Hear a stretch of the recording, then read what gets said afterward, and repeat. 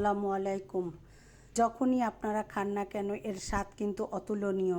আজকে মজার একটা নাস্তার রেসিপি শেয়ার করব, পাস্তা, যেটা ছোট বড় সবাই পছন্দ করে। এটা রান্নার জন্য আমি একজনের মতো নিয়ে নিলাম। নিয়ে চুলায় একটা পাত্র বসিয়ে পানি ফুটাতে দিয়েছি। পানিটা ফুটে এলে এবার আমি দিয়ে দিলাম সেই পাস্তাটা, আর একটু সয়াবিন তেল, আর 3 পিস দেশি চিকেন দিয়েছি। চিকেন দিয়েই আজকে আমি এই পাস্তাটা রান্না করব, আর একদম স্বাস্থ্যসম্মতভাবে রান্না করব। এটা বাচ্চা থেকে বড়রা সবাই পছন্দ করবে।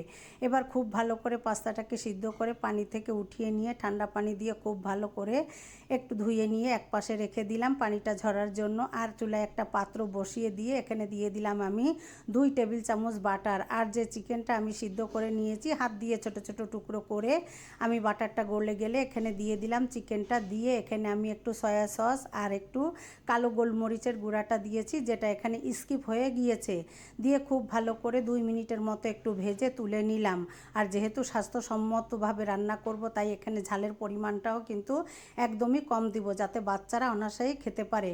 এবার এখানে 2টো কাঁচা মরিচ আমি এভাবে কেটে দিয়ে দিলাম। দিয়ে আর দিয়েছি এখানে 2টা পেঁয়াজ ছোট কুচি করে দিয়ে একটু নাড়াচাড়া করে নরম হয়ে আসলে ফ্রোজেন যে গাজরটা আমি গ্রেট করে রেখেছিলাম আর কিছুটা পেঁয়াজ কলি দিয়েছি। দিয়ে খুব ভালো করে নাড়াচাড়া করে একটু নরম হয়ে আসলে আমি আরেকটু বাটার এখানে দিয়ে দিলাম।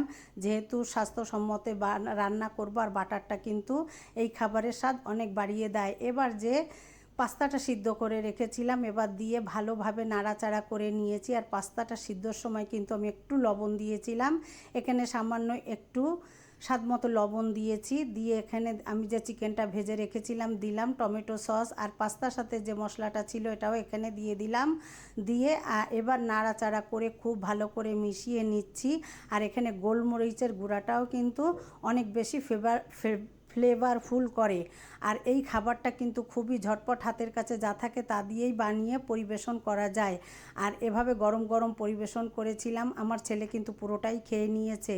পাস্তাটা তার অনেক বেশি পছন্দ। পুরো ভিডিওটা দেখে বলবেন কেমন হলো। সবাই অনেক ভালো থাকবেন, আর আপনার এই বোনের জন্য মন থেকে সব সময় দোয়া করবেন। সবাই ভালো থাকবেন। আসসালামু আলাইকুম।